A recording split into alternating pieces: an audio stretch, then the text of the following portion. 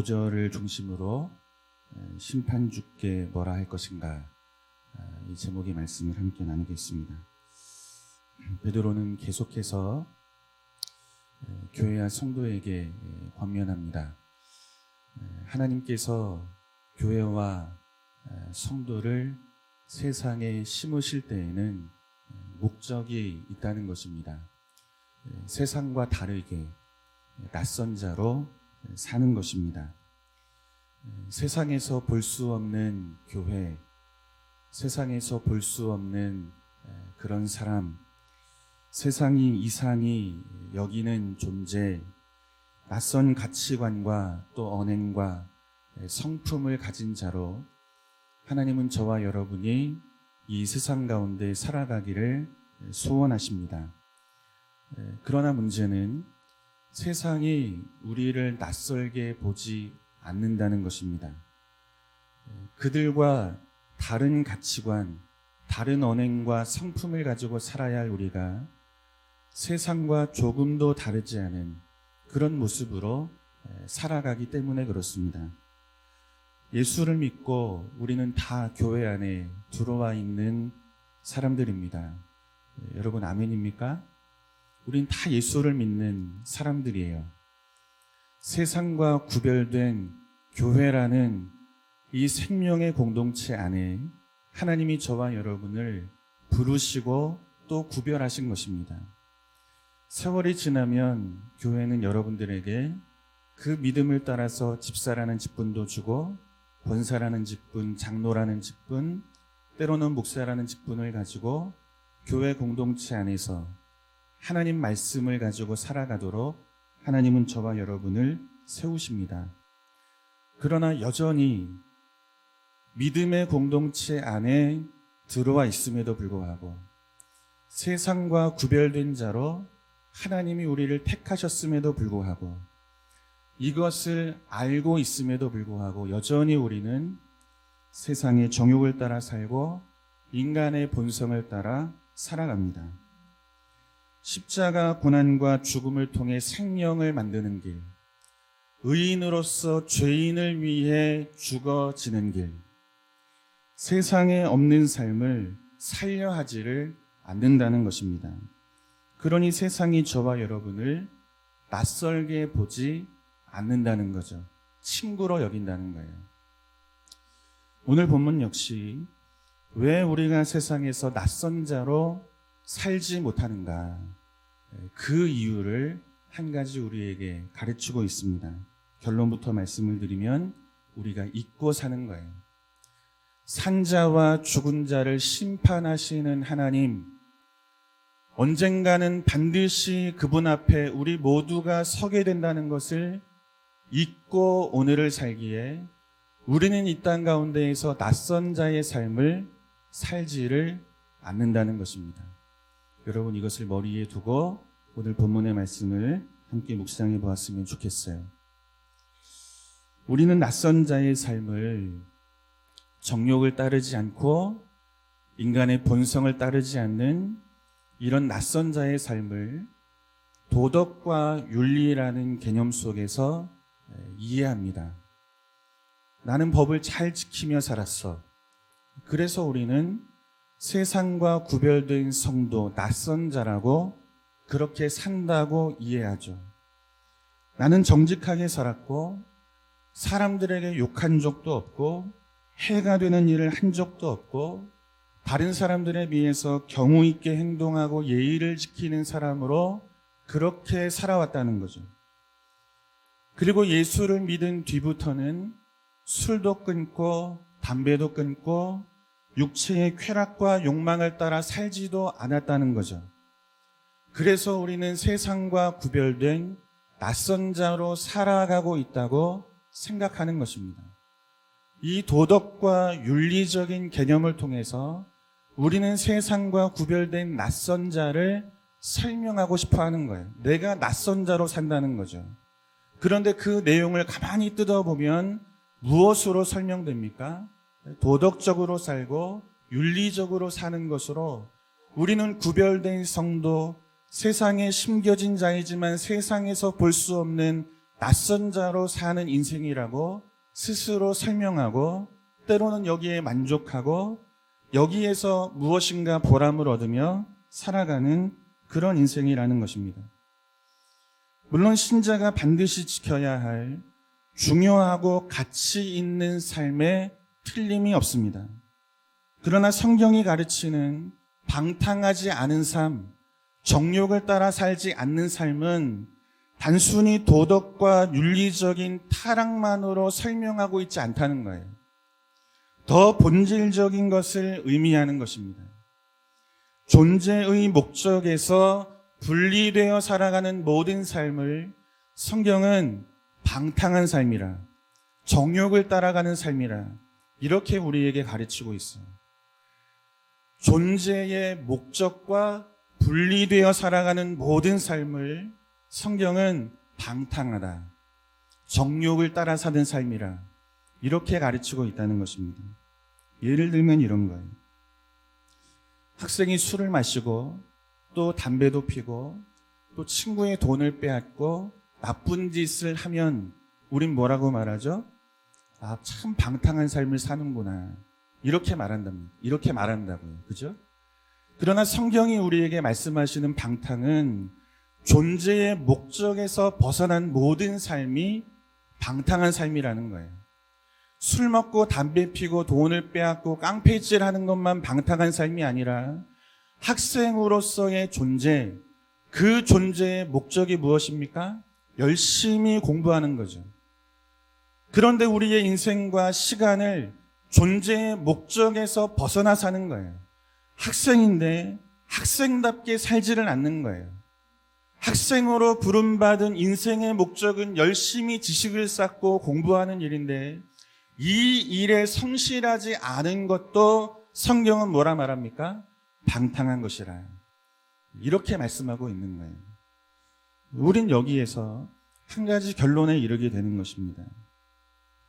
음란과 정욕과 쾌락과 향락을 멀리하고 교회에서 열심을 내서 봉사하고 헌신한다 해도 하나님께서 창조하신, 저와 여러분을 창조하신 목적에서 분리되어 살면 우린 어떤 삶을 사는 것입니까? 방탕한 삶을 사는 거예요. 쾌락을 쫓지 않아요. 정욕을 쫓지 않아요. 향락을 추구하지도 않아요. 음란한 것으로부터 멀리하며 사는 거예요. 교회를 가까이 하고 충성하고 헌신하고 봉사하며 살아가는 거예요. 그럼에도 불구하고 하나님께서 저와 여러분을 창조하신 목적에서 분리되어 살면 그러면 그 삶을 성경은 방탕하다. 이렇게 말씀하고 있는 것입니다. 그렇다면 성경이 하나님께서 저와 여러분을 창조하신 목적을 어떻게 설명하는가? 분리되지 말아야 할 거 아니에요. 그죠? 분리되는 것이 방탕이니까 분리되지 않아야 한다는 거죠. 그렇다면 하나님이 저와 여러분을 창조하신 목적, 여기에서 분리되지 않기 위해 우리를 창조하신 목적이 무엇인지를 알아야 되는 거죠. 성경이 이렇게 설명해요. 우리 몇 가지 말씀을 한번 보겠습니다. 고린도전서 10장 31절입니다. 여러분 한번 읽어보세요. 시작.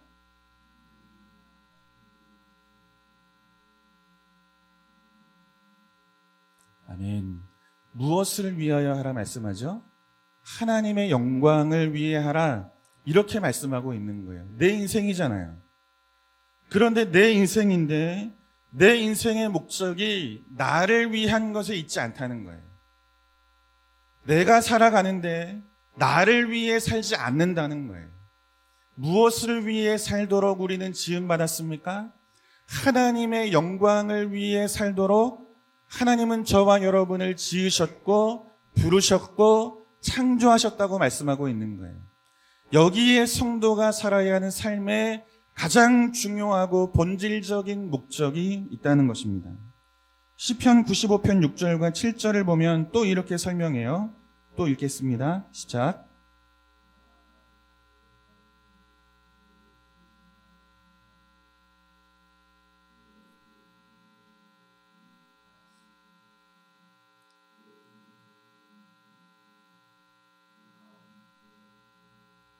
아멘. 여러분, 우리를 지으신 분이 있다는 거죠. 그죠? 우리를 지으신 분이 있다는 거예요. 지으실 때에는 목적과 의도가 있다는 거예요. 그러니 우리를 지으신 분, 그분의 의도와 목적에 따라 사는 것이 지음받은 피조물이 살아야 하는 삶의 목적이라는 것을 시편 95편은 우리에게 말씀하고 있는 것입니다. 우리를 위해 사는 것이 아니라는 거예요. 우리를 지으신 분, 그분 앞에 무릎을 꿇고 그분의 목적과 의도에 맞는 삶을 살아가는 것, 여기에서 분리되지 않는 것, 이것이 오늘 성도가 살아야 하는 삶의 참된 목적이라는 것을 말씀하고 있어요. 우리 또 한 절을 볼까요? 고린도전서 6장 19절에서 20절입니다. 있습니다. 시작.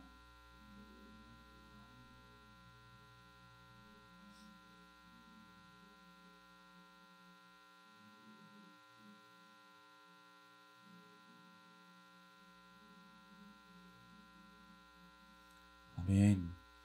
내 몸이잖아요. 그죠? 내 인생이잖아요. 그런데 더 이상 내 몸과 내 인생이 아니라는 거예요. 값을 주고 사신 분이 있다는 것입니다. 죄인된 우리를 구원하기 위해 아들을 값으로 지불하고 저와 여러분을 사셨다는 것입니다. 그래서 우리 인생은 더 이상 내 것이 아니라는 거죠. 우리를 사신 분, 하나님, 그분의 영광을 위해서 오늘을 살아가는 것이 신자가 이 땅을 살아야 하는 참되고 근본적인 삶의 목적이라는 것을 성경은 이렇게 우리에게 가르치고 있어요. 웨스트민스터 신앙고백서를 보면 첫 번째 질문에 이런 질문이 있습니다. 사람의 첫째 되고 가장 높은 목적은 무엇입니까? 이렇게 질문을 해요. 그리고 그 질문에 대해서 이렇게 답을 설명합니다. 사람의 첫째 되고 가장 높은 목적은 하나님을 영화롭게 하고 그분을 영원토록 온전히 즐거워하는 것이라. 하나님을 영화롭게 하는 것이 사람의 가장 높은 인생의 목적이라는 거예요.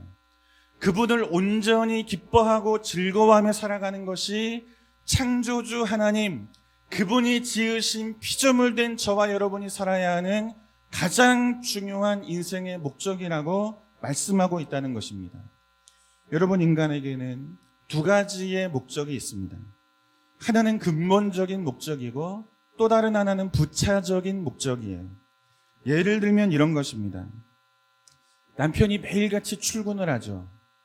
매일같이 출근하는 이유가 뭡니까? 돈을 벌어서 가족을 부양하기 위해서 매일같이 출근을 하는 거예요. 아내는 매일같이 식사를 준비합니다. 이유는 무엇입니까? 남편과 자녀에게 맛있는 것을 먹이기 위함이죠. 자녀들은 매일같이 학교에 갑니다. 이유가 뭡니까? 지식을 쌓기 위해 열심히 공부를 하는 거예요. 중요한 일이라는 거예요. 이것을 놓고 살라는 이야기가 아닌 거예요. 그런데 이러한 일은 하나님의 형상으로 지음받은 저와 여러분이 살아가야 하는 삶의 근본적인 목적이 될 수 없다는 것입니다. 부차적인 목적이라는 거예요. 조금 전에 읽은 말씀이 우리에게 가르친 것처럼 우리를 지으신 하나님, 아들을 십자가에 내어주시고 아들의 목숨값으로 죄인된 우리를 구원하신 하나님, 그분의 영광을 위해 사는 것이 성도가 오늘 살아야 하는 참된 인생의 목적이라고 말씀하고 있는 것입니다. 여기에서 분리되지 말라는 거예요. 여기에서 분리되어 살면 그 자체로 그 삶은 방탕한 삶이요 정욕을 따라 사는 삶이라는 것입니다. 여러분, 아멘입니까? 시원치가 않죠? 아멘 하면서도 개운하지가 않아요. 왜냐하면 우리에게는 믿음이 있기 때문에 그렇습니다. 나를 위해 살 때 행복할 수 있다는 믿음, 내 만족을 위해 살 때 나는 행복할 수 있다. 이 믿음이 우리에게 있는 거예요. 성경은 하나님의 영광을 위해 살라. 이것이 우리의 인생의 가장 크고 중요한 목적이라고 말씀하고 있는데, 이 말씀에 대하여 아멘이라고 말하지만 우린 다른 것을 믿죠. 나를 위해 사는 것이 기쁨이고 내 행복을 위해 살 때 참된 만족이 있다고 우리는 믿으며 사는 거예요. 그러니 하나님의 영광을 위해 삽시다. 아멘 하면서도 뒤끝이 개운치가 않은 거죠. 불안한 거예요. 과연 하나님의 영광을 위해 살면 그분이 우리에게 가르치고 보여주신 삶, 세상에서는 없는 삶, 볼 수 없는 삶, 의인으로서 죄인을 위해 죽어지는 삶, 썩어지고 문드러지고 그 자리에서 생명을 만들어내는 삶, 나는 사라지고 오직 하나님의 영광만을 위해 사는 삶, 과연 이 삶의 길을 걸으면 행복할 수 있을까? 불안한 거죠. 아멘이라고 말하지만 배운 것이 있으니 우리의 마음 한편에는 늘 불안함이 있는 것입니다. 과연 내가 그 길에서 행복할 수 있을까? 우리 말씀한 것을 보겠습니다. 전도서 2장 4절에서 10절입니다. 우리 한 절씩 한번 읽을게요. 제가 먼저 봅니다. 나의 사업을 크게 하였노라. 내가 나를 위하여 집들을 짓고 포도원을 일구며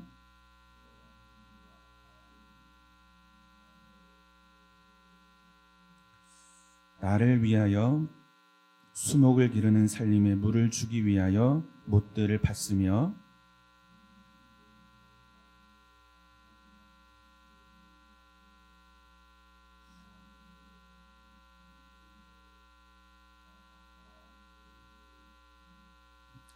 은, 금과 왕들이 소유한 보배와 여러 지방의 보배를 나를 위하여 쌓고 또 노래하는 남녀들과 인생들이 기뻐하는 처첩을 많이 두었노라.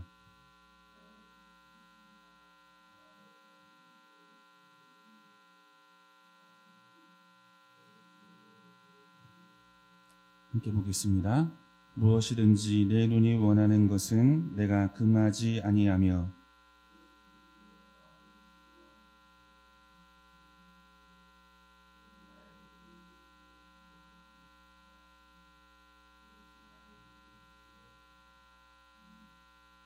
아멘. 솔로몬이 살아온 그의 인생을 성경이 이렇게 설명하고 있는 거예요. 중요한 말이 어떤 말입니까? 나를 위하여 라는 말이죠. 그죠? 내가 나를 위하여 집을 지었고 포도원을 지었고 저수지를 만들었다는 것입니다. 많은 종과 노예를 부리며 살았고 처첩을 두고 살았다는 것입니다. 내 눈이 원하는 것은 무엇이든 다 가졌고 내 마음이 기뻐하는 것은 무엇이든 다 하며 살아왔다는 것입니다. 수많은 사람들이 예루살렘에 살고 있지만 그 수많은 예루살렘 사람들 중에 나는 가장 많은 것을 가지고 살아본 그런 인생이라는 것입니다. 그렇게 살면, 나를 위해 살면, 내 만족을 위해 최선을 다해 살면 그 누구도 부럽지 않고 행복한 삶, 기쁨이 충만한 삶을 살 수 있을 것이라고 믿었다는 것입니다. 여러분, 우리에게도 이 믿음이 있는 거죠. 나를 위해 살면 그 자체로 그것이 행복할 것이라 이 믿음이 우리에게 있는 거예요. 하나님의 영광이라고 말하면 불안함이 오죠. 그러나 내 자식을 위해서, 내 가정을 위해서, 내 행복을 위해서, 내 기쁨을 위해서, 나를 위해서라고 말하면 여기에는 무엇인가 만족이 있는 것처럼 그렇게 여겨지는 거예요. 지금 솔로몬이 그와 같은 인생을 살아왔다는 것입니다. 나를 위해 살았다는 거예요. 내 행복과 만족을 위해 최선을 다해 살았다는 거예요. 그 결과 예루살렘에 있는 수많은 사람들 중에 자신이 가장 많은 것을 가지고 살았다는 거죠. 내 행복을 위해서. 그런데 솔로몬이 그 인생 말년에 하는 고백이 있습니다. 이어지는 11절을 한번 보세요. 뭐라고 솔로몬이 고백하는가? 우리 같이 한번 읽겠습니다. 그 후에 내가 생각해 본즉 내 손으로 한 모든 일과 내가 수고한 모든 것이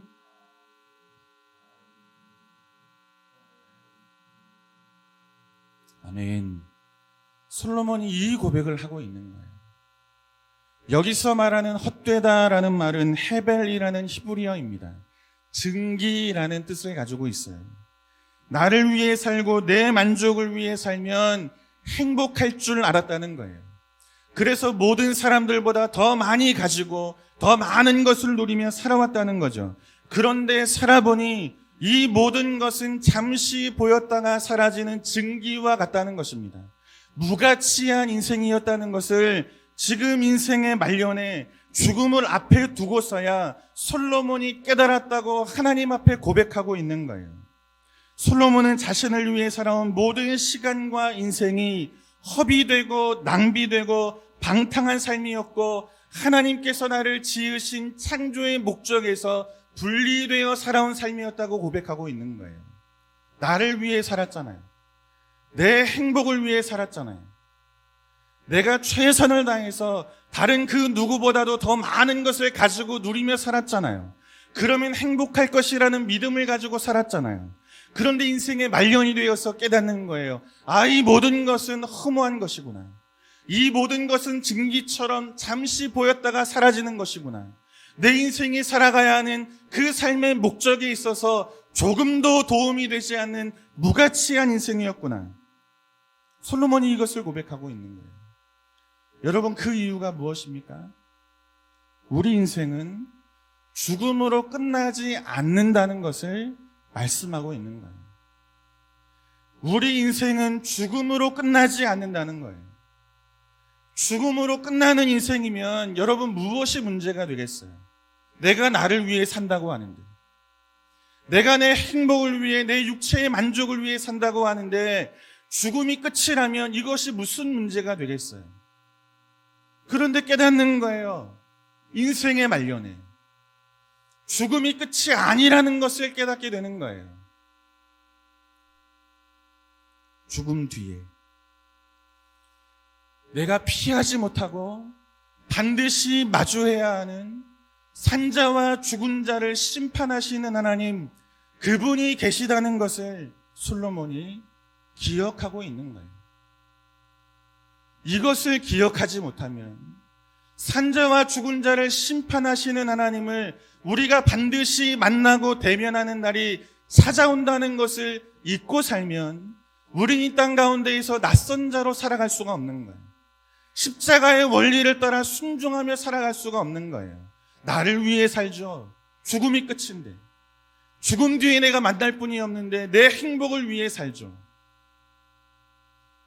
내가 생각하는 인생의 보람을 위해 살아갈 수밖에 없는 거예요.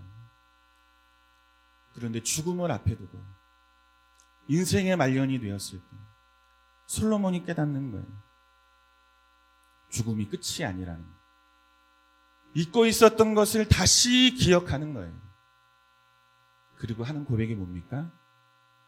내가 그동안 살아왔던 이 모든 삶은 증기와 같다는 거예요. 낭비되어진 삶이라는 거예요. 무가치한 삶이라는 거예요. 하나님이 나를 지으신 창조의 목적과 분리되어진 방탕한 삶이었다는 거예요. 오늘 베드로가 이걸 우리에게 그대로 가르쳐주고 있는 거죠. 우리 5절 말씀을 한번 읽어볼까요? 5절 같이 한번 읽겠습니다. 그들이 산자와 죽은 자를 심판하기로 예비하신 이에게. 아멘. 여러분, 우리 인생은 죽음으로 끝나지 않습니다. 죽음 뒤에는 모든 자들이 산자와 죽은 자를 심판하시는 하나님을 반드시 대면하게 되어 있습니다. 그리고 지금까지 살아온 우리의 인생의 모든 날들을 낱낱이 그분 앞에 고백해야 하는 때가 우리 인생 가운데 찾아오게 된다는 것입니다. 그러니 생각해 보라는 거예요. 산자와 죽은 자를 심판하시는 하나님, 그분을 마주할 수밖에 없는 것이 우리의 인생이니 생각해 보라는 거예요. 이 땅을 살아가는 동안 나를 위해 살 것인가? 내 행복과 내 만족을 위해 살 것인가? 육체의 정욕을 따라 방탕한 삶을 살아가는 세상의 사람들과 조금도 다르지 않은, 세상 사람들이 우리를 볼 때 조금도 낯설어하지 않는 그런 삶을 살 것인가? 아니면 우리를 구원하시기 위해 아들을 십자가 제물로 내어주신 그분의 영광을 위하여 살 것인가? 생각해 보라는 것입니다. 사랑하는 성도 여러분, 우린 언젠가 나그네로 순례자로 사는 이 땅의 삶을 끝내고 산자와 죽은 자를 심판하시는 하나님을 만나게 될 것입니다. 우리는 그날 하나님 앞에 드릴 말을 여러분 오늘 준비하며 살아야 할 줄로 믿습니다. 하나님의 영광을 위해 사는 길, 십자가 고난과 죽음을 따라 사는 길, 세상에서는 볼 수 없는 낯선 가치와 또 언행과 성품을 가지고 사는 길, 우리를 창조하신 그 목적과 분리되지 않는 삶의 길, 이 길을 힘들고 어렵지만 살아낼 수 있는, 그래서 주님을 다시 만나는 그날 기쁨으로 그분을 마주할 수 있는 그런 저와 여러분들이 될 수 있기를 주님의 이름으로 축원합니다.